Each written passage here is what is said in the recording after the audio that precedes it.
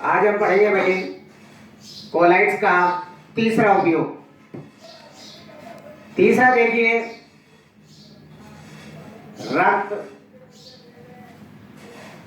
स्त्राव को रोकने में।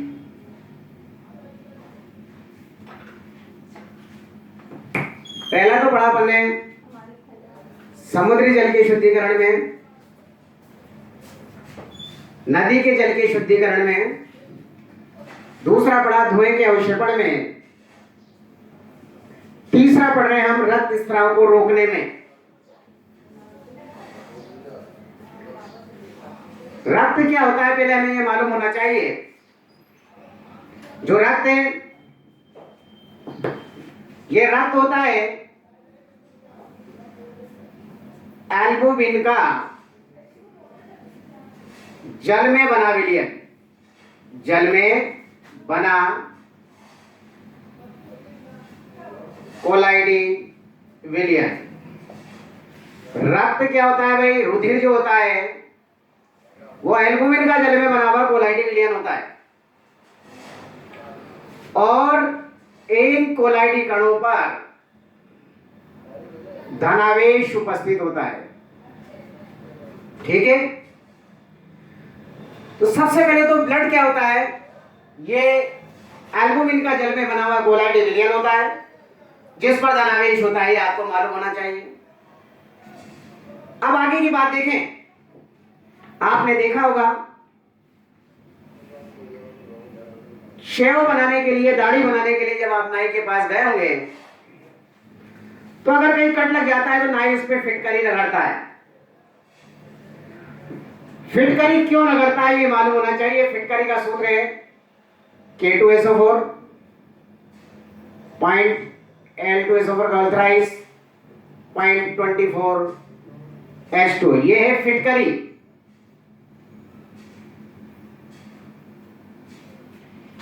या डॉक्टर के पास जाते हैं, खरोच लग जाती है, वो डिटोल से, टिंचर आयोडीन या डिटोल से रगड़ कर जख्म को रगड़ता है तो उसमें होता है फेरिक क्लोराइड FeCl3। तो जब नाई कटे हुए स्थान पर फिटकरी को रगड़ता है तो रुधिर का निकलना बंद हो जाता है। क्यों हो जाता है? रुधिर का निकलना बंद क्यों हो जाता है, इस चीज को हमें समझना है।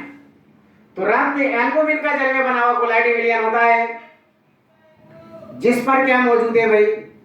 ऋणावेश मौजूद है। जब हम इसमें फिटकरी लगाते हैं तो फिटकरी का पोटेशियम धनायन और एल्युमिनियम धनायन यानी कि Al+3 आयन, ये ब्लड के ऋणावेशित कोलाइडी कणों का स्कंदन कर देते हैं। ये आयन इसका क्या कर देते हैं? स्कंदन कर देते हैं। स्कंदन होते ही इन पर उपस्थित यानी कि रक्त पर उपस्थित जो ऋणावेशित कोलाइडी कण है उस पर उपस्थित आवेश समाप्त हो जाता है। आवेश समाप्त होने के कारण ये छोटे छोटे कोलाइडी कण परस्पर इनके मध्य प्रतिकर्षण समाप्त हो जाता है और ये छोटे छोटे कोलाइडी कण परस्पर संयुक्त होकर बड़े हो जाते हैं और अवक्षेप के रूप में कटे हुए स्थान पर आकर फंस जाते हैं जिससे रुधिर का निकलना बंद हो जाता है और रक्त स्त्राव रुक जाता है। इसी तरह से जब डॉक्टर टिंचर आयोडीन डिटोल जो भी लगाता है तो उसमें होता है फेरिक क्लोराइड। इस फेरिक क्लोराइड के Fe+3 आयन हैं, वो ब्लड की ऋणावेशित कोलाइडी कणों का स्कंदन कर देते हैं जिससे ब्लड के कोलाइडी कणों पर उपस्थित जो ऋणावेश है वो समाप्त हो जाता है जिससे इनके मध्य प्रतिकर्षण भी समाप्त हो जाता है। फलस्वरूप ये छोटे छोटे कोलाइडी कण परस्पर संयुक्त होकर बड़े हो जाते हैं और कटे हुए स्थान पर आकर फंस जाते हैं, जिससे रुधिर का निकलना बंद हो जाता है। तो आपसे ये क्वेश्चन पूछा जाता है कि कटे हुए स्थान पर रक्त निकलने पर फेरिक क्लोराइड या फिटकरी का उपयोग क्यों किया जाता है? तो आपका सीधा सा जवाब होना चाहिए, सबसे पहले तो हमें ये मालूम होना चाहिए रक्त क्या होता है। ये देख लिया आपने, एल्बुमिन का जल में बना हुआ कोलाइडी विलयन होता है। इन कोलाइडी कणों पर ऋणावेश उपस्थित होता है। जब हम इसमें फिटकरी लगाते हैं तो फिटकरी के धन आयन यानी कि K+ या Al+3 आयन ब्लड के ऋणावेशित कोलाइडी कणों का स्कंदन कर देते हैं, जिससे इन कोलाइडी कणों पर उपस्थित आवेश समाप्त हो जाता है, जिससे इनके मध्य प्रतिकर्षण समाप्त हो जाता है। फलस्वरूप ये छोटे छोटे कोलाइडी कण परस्पर संयुक्त होकर बड़े हो जाते हैं और कटे हुए स्थान पर आकर फंस जाते हैं और रुधिर का निकलना बंद हो जाता है, जिसे थक्का जन्मना भी हम कहते हैं। इसी प्रकार जब हम FeCl3 लगाते हैं तो फेरिक क्लोराइड से प्राप्त Fe+3 आयन भी ब्लड के ऋणावेशित कोलाइडी कणों का स्कंदन कर देते हैं, जिससे रक्त के कोलाइडी कणों पर आवेश समाप्त हो जाता है। फलस्वरूप ये उदासीन कोलाइडी कण परस्पर संयुक्त होकर बड़े हो जाते हैं और कटे के स्थान पर आकर फंस जाते हैं, जिससे रुधिर का निकलना बंद हो जाता है। तो एग्जाम में आपसे ये क्वेश्चन पूछा जाता है कि कटे हुए स्थान पर रक्त स्त्राव होने पर फिटकरी या FeCl3 का उपयोग क्यों करते हैं? तो आपको जवाब मिल गया है। आपको बताना है एल्बुमिन ब्लड जो है यानी कि रक्त जो है, रक्त रुधिर या ब्लड, यह एल्बुमिन का जल में बना हुआ कोलाइडी विलयन होता है, जिस पर ऋणावेश होता है। जब हम इसमें फिटकरी या फेरिक क्लोराइड लगाते हैं तो फिटकरी से प्राप्त Al+3 आयन या फेरिक क्लोराइड से प्राप्त Fe+3 आयन इस ब्लड के ऋणावेशित कोलाइडी कणों का स्कंदन कर देते हैं, यानी कि इन कोलाइडी कणों पर उपस्थित आवेश को समाप्त कर देते हैं, जिससे ब्लड के कोलाइडी कणों के मध्य प्रतिकर्षण समाप्त हो जाता है। फलस्वरूप ये छोटे छोटे कोलाइडी कण परस्पर संयुक्त होकर बड़े हो जाते हैं और कटे हुए स्थान पर आकर फंस जाते हैं, जिससे रुधिर का निकलना बंद हो जाता है। तो ये बात आपके अच्छी तरह समझ में आ गई। इसके बाद है भाई डेल्टा निर्माण में देखिए, चौथा इसका यूज है नंबर 4 डेल्टा निर्माण में। सबसे पहले तो ये मालूम होना चाहिए डेल्टा क्या होता है और ये कैसे बनता है, क्यों बनता है। ये भी स्कंदन से रिलेटेड है, जो अपन ने स्कंदन पढ़ा था उसी से रिलेटेड ये चीज है। जिन स्थानों पर नदियां समुद्र में जाकर मिलती हैं तो वहां मिट्टी की त्रिभुजाकार भूमि का निर्माण हो जाता है, यानी कि नदी और समुद्र के संगम स्थल पर त्रिभुजाकार भूमि के बड़े बड़े टीलों का निर्माण हो जाता है, जिसे हम डेल्टा कहते हैं। सवाल ये उठता है डेल्टा क्यों बनते हैं और कैसे बनता है। देखिए, हम पहले भी पढ़ चुके हैं, जो ये नदी है, ये जो नदी का जल है, इसमें धूल, मिट्टी, कंकड़, पत्थर कि ऋणावेशित कोलाइडी कण उपस्थित होते हैं। ऋणावेशित कोलाइडी कण इस नदी के जल के अंदर, ये नदी, तो नदी के जल के अंदर धूल, मिट्टी, बैक्टीरिया और किसी भी प्रकार की गंदगी के क्या होते हैं भाई, कोलाइडी कण उपस्थित होते हैं, मालूम है आपने को। और इन कोलाइडी कणों पर क्या उपस्थित होता है, ऋणावेश। जब ये समुद्र के अंदर मिलती है, ये समुद्र,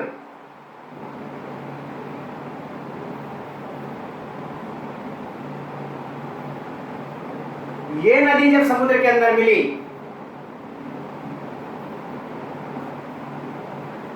ये समुद्र,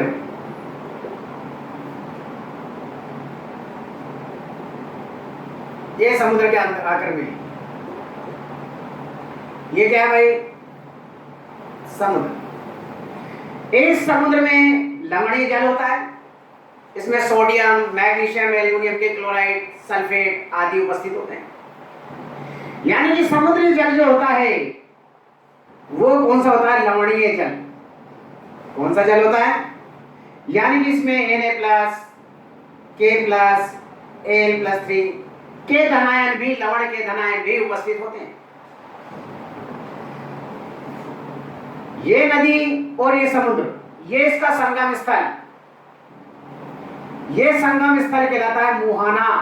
क्या कहलाता है, मुहाना। क्या कहलाता है, मुहाना कहलाता है। यहां रेत के बड़े बड़े टीलों का क्या हो जाता है भाई, निर्माण हो जाता है। इसको हम कहते हैं डेल्टा। तो ये डेल्टा क्यों बना, तो देखिए, ये यहां से नदी का जल आया, नदी के जल में धूल, मिट्टी, बैक्टीरिया, कंकड़, पत्थर, गंदगी और मल मूत्र, इसके मल मूत्र के ऋणावेशित कोलाइडी कण उपस्थित होते हैं।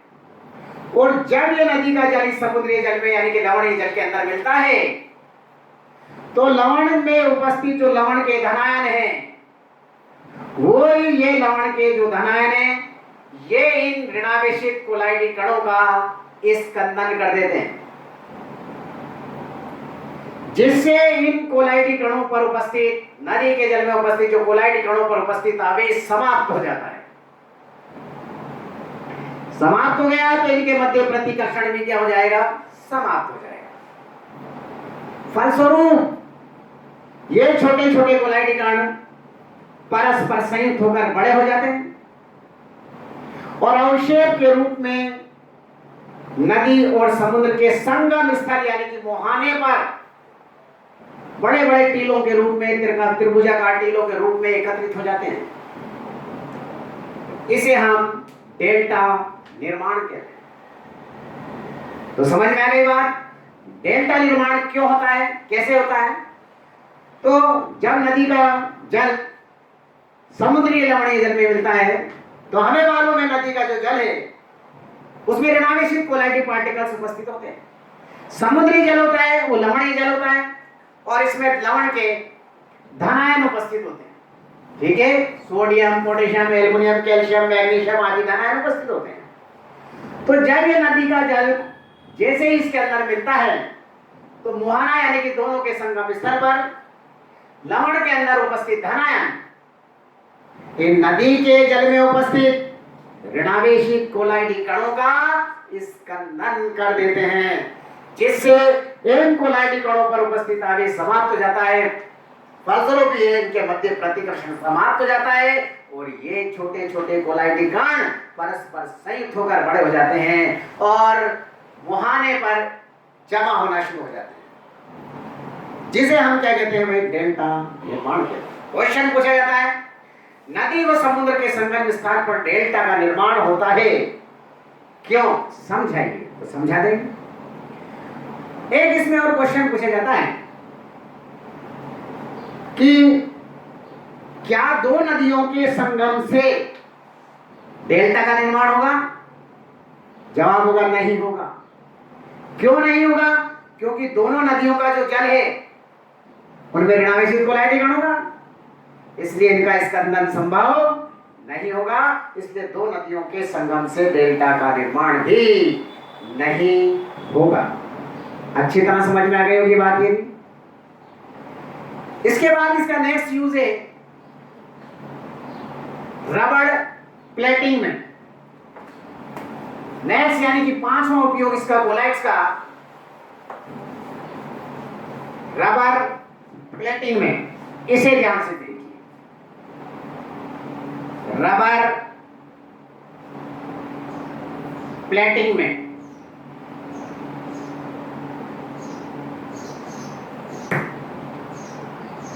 आपने देखा होगा जैसे पेचकस है,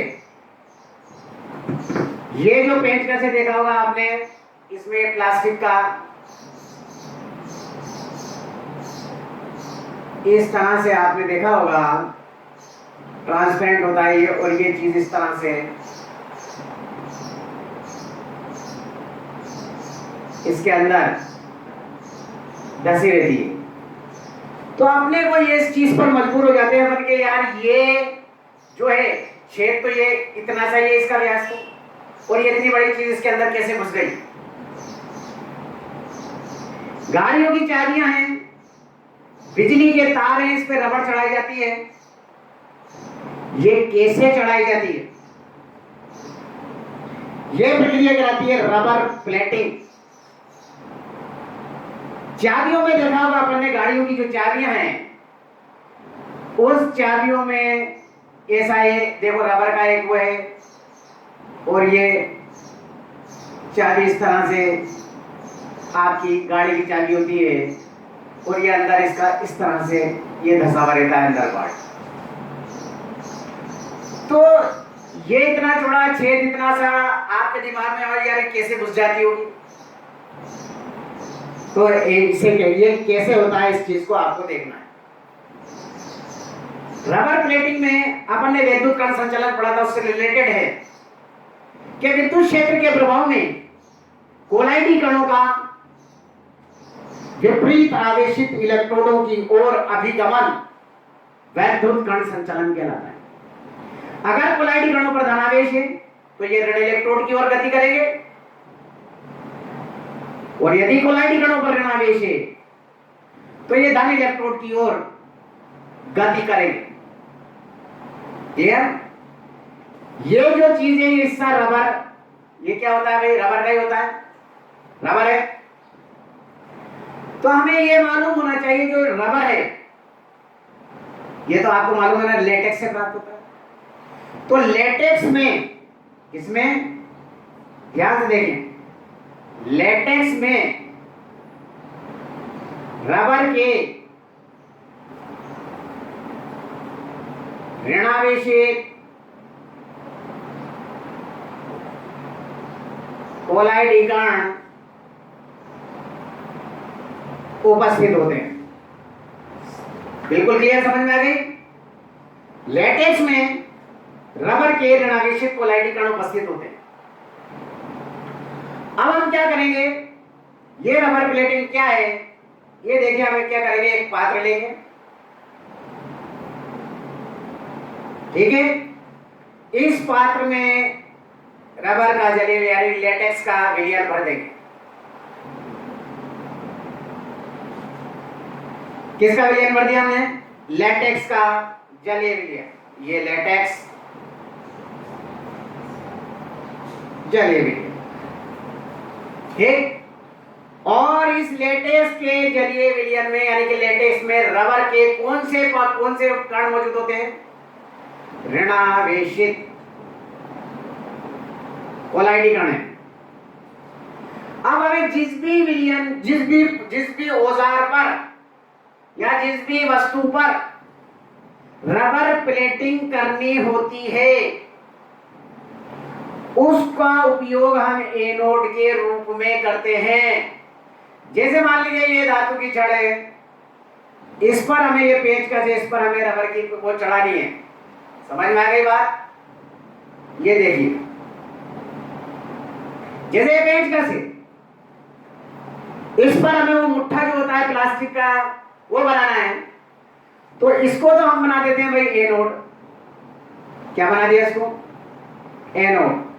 क्लियर बात समझ में आ गई? और किसी अन्य धातु की छड़ का उपयोग हम कैथोड के रूप में कर लेते हैं। किसके रूप में कर लेते हैं भाई? कैथोड के रूप में। सबके समझ में आ गई बात? जब हम इसमें विद्युत धारा प्रवाहित करते हैं तो इस लेटेक्स के ऋणावेशित कोलाइडी कण जो है, ये ऋणावेशित कोलाइडी कण जो इसके अंदर मौजूद है, ये ऋणावेशित कोलाइडी कण इस एनोड की ओर अभिगमन करना प्रारंभ कर देते हैं और एनोड पर जाकर उदासीन हो जाते हैं और इस पर जाकर इस तरह से क्या हो जाते हैं भाई? चिपकना प्रारंभ कर देते हैं। बात समझ में आ गई अच्छी तरह से? और एनोड के चारों ओर इस रबर की एक मोटी परत इकट्ठा हो जाती है।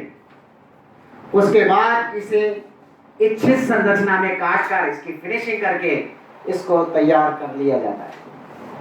बात समझ में आ गई? तो ऐसे एक साथ कई अपन एनोड बना के और लेटेक्स के जली हुई के अंदर विद्युत धारा प्रवाहित करके इस औजारों पर, हैंडलों पर, तारों पर रबर प्लेटिंग की जाती है। तो बात समझ में आ गई रबर प्लेटिंग की? तो लेटेक्स में रबर के ऋणावेशित कोलाइडी कण उपस्थित होते हैं। जब हमें जिस भी वस्तु पर रबर प्लेटिंग करनी होती है उस वस्तु को एनोड के रूप में प्रयोग करते हैं और उसको हम एनोड बना देते हैं और कैथोड के रूप में हम किसी अन्य छड़ का यूज कर लेते हैं। जब हम इसके अंदर विद्युत धारा प्रवाहित करते हैं तो लेटेक्स में रबर के ऋणावेशित कोलाइडी कण एनोड की ओर यानी कि धन इलेक्ट्रोड की ओर अभिगमन करते हैं और उससे टकराकर उदासीन हो जाते हैं और वहां क्या हो जाते हैं? जमा होने लगते हैं। उसके बाद इस प्रक्रिया को हम क्या कहते हैं भाई? रबर प्लेटिंग कहते हैं। इसके बाद इसको अच्छी संरचना देकर उसके हैंडल, औजार देखा होगा प्लायर के ऊपर पीछे चढ़ा रहता है जिसे हम पकड़ते हैं हाथ पे और रबर चढ़ी होती है। सही चीजों पे, औजारों पे 50 तरीके के औजारों पे बना होता है। तो उसका रीजन अब आपके समझ में है। गाड़ी के फुटरेस्ट हैं वो सब पे रबर प्लेटिंग कैसे की जाती है, अब आपकी ये बात अच्छी तरह से समझ में आ गई होगी। तो रबर प्लेटिंग आया नंबर 5वां इसका उपयोग। छठा है चमड़े की टैनिंग में। ये बात भी क्लियर हो गई? अब छठा यूज इसका है चमड़े की टैनिंग। इसको भी समझिए। नंबर 6 चमड़े की टैनिंग।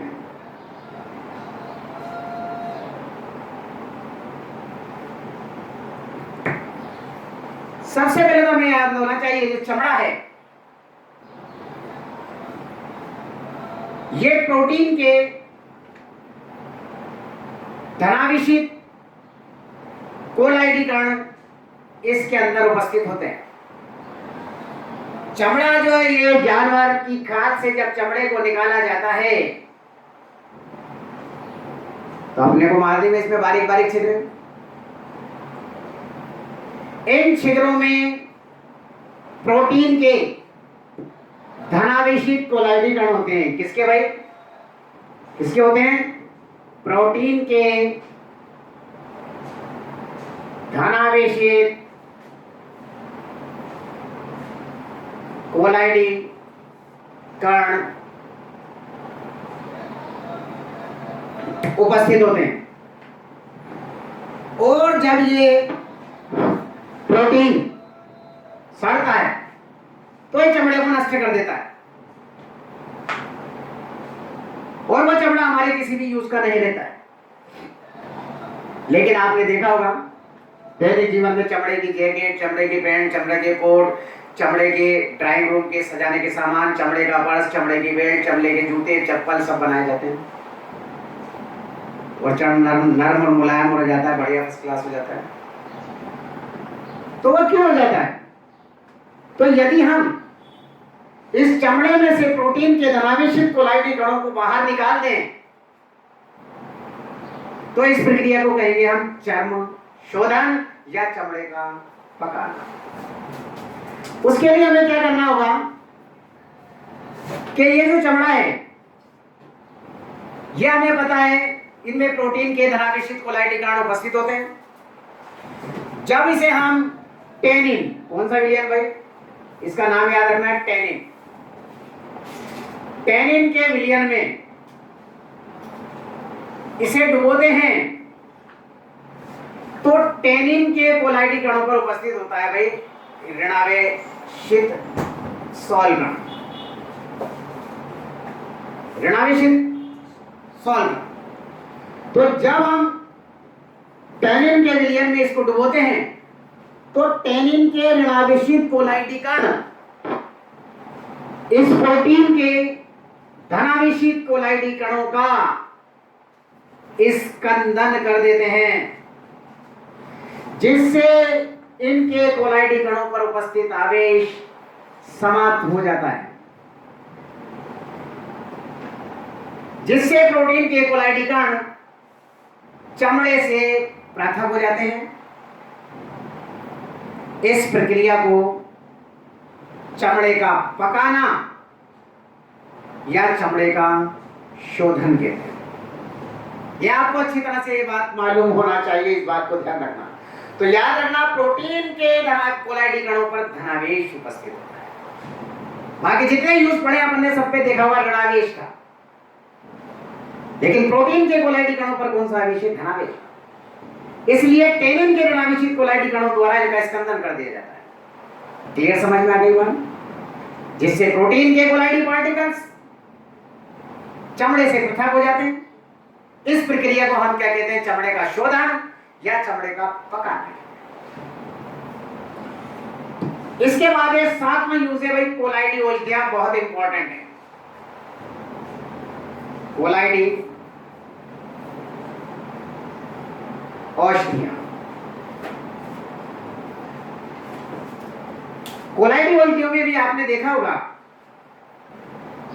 कि दवाइयां भी दो तरीके की, एक तो नकली दवाइयां होती हैं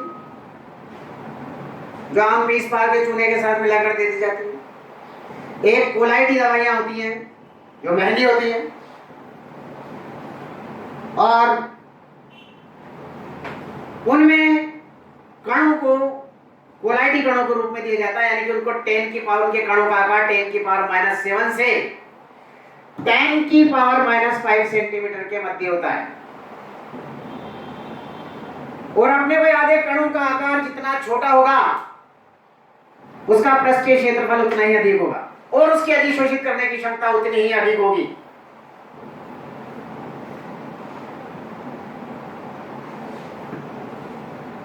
तो जब इन कोलाइडी औषधियों का सेवन हम करते हैं तो शरीर में कोलाइडी प्रकृति की होने के कारण, ये दवाइयां कोलाइडी प्रकृति की होने के कारण शरीर द्वारा या शरीर के अंगों द्वारा इसका अधिशोषण और पाचन आसानी से हो जाता है।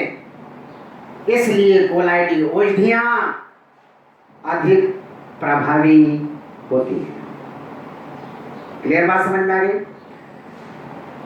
जैसे देखा होगा आपने, हॉस्पिटल्स ले लीजिए, बड़े बड़े हॉस्पिटल हैं, आपके कोटा में भी आपने देखे बड़े बड़े हॉस्पिटल हैं। इन हॉस्पिटल में हजारों पेशेंट आ रहे हैं, अनेकों प्रकार की बीमारियों का इलाज हो रहा है, लेकिन फिर भी इन हॉस्पिटल वालों ने अपना मेडिकल स्टोर डाला हुआ है। आपको लग रहा होगा यार इतना कमा रहा है फिर भी मेडिकल की दुकान खोल रखी है इसने, साले चोटा ही मचा रखी इसने। ऐसा नहीं। आपने देखा होगा अगर आपकी तबीयत बिगड़ जाती है तो आप हॉस्पिटल में एडमिट कर दिए जाते हैं और वहां जाती है पहले दिन से दूसरे दिन से आपकी तबीयत ठीक होना शुरू हो जाती है और 3-4 दिन में आप वापस आ जाते हैं। ऐसा क्यों? क्या यहाँ का डॉक्टर खराब है या वहां के डॉक्टर खराब है? ऐसा कुछ नहीं। अपन जहां से दवाइयां ले रहे हैं वो केमिस्ट अपने को नकली दवाइयां दे रहा है, बस इतना सा फर्क होता है।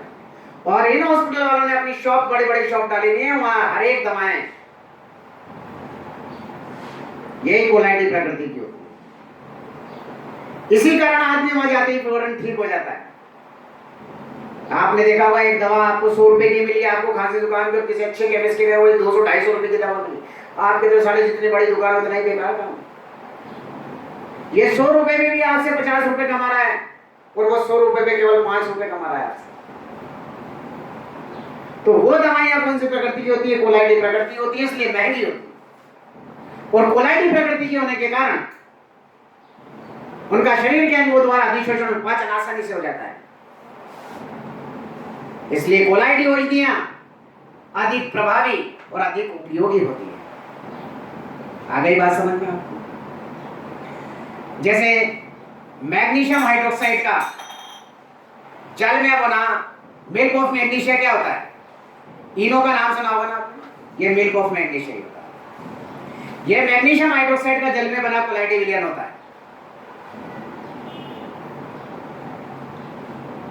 जिसका उपयोग प्रति अम्ल यानी कि एसिडिटी के रूप में हम लोग करते हैं। देखा होगा उसको पानी में डालकर जब हम पीते हैं तो आपने देखा होगा पूरा आराम आ जाता है। ठीक है, खट्टी डकार आती है, जी मिचला रहा है, तो घर वाले कहते हैं यार इनो पी लो। अपन लोग भी क्या करते हैं? इनो पी लो। तो वो इनो जो डाल के हम जल में पीते हैं तो वो कोलाइडी प्रकृति है। शरीर के अंगों द्वारा अधिशोषण पाचन तेजी से हो जाता है और आप बिल्कुल ठीक हो जाते हैं। ठीक, इसी तरह से सिल्वर का जो कोलाइडी विलियन है वो नेत्र रोग में उसका उपयोग किया जाता है। इसी प्रकार कोलाइडी सल्फर का उपयोग चर्म रोग में किया जाता है। इसी प्रकार कोबाल्ट, आयरन, कॉपर, सोना आदि के कोलाइडी विलियन का उपयोग टॉनिक के रूप में किया जाता है, स्वास्थ्यवर्धक टॉनिक के रूप में भी किया जाता है।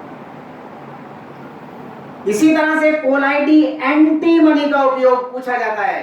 कोलाइडी एंटीमनी का उपयोग कालाजार के नियंत्रण में किया जाता है। कालाजार नाम की एक बीमारी है, उसके नियंत्रण में कोलाइडी एंटीमनी का उपयोग किया जाता है। तो कोलाइडी औषधियां आपको ये मालूम होना चाहिए, कोलाइडी प्रकृति के होने के कारण इनका हमारे शरीर के अंगों द्वारा पाचन और अधिशोषण आसानी से और तेजी से हो जाता है। इसलिए ये औषधियां अधिक प्रभावी होती हैं। नेक्स्ट क्लास अपन फिर पढ़ेंगे नेक्स्ट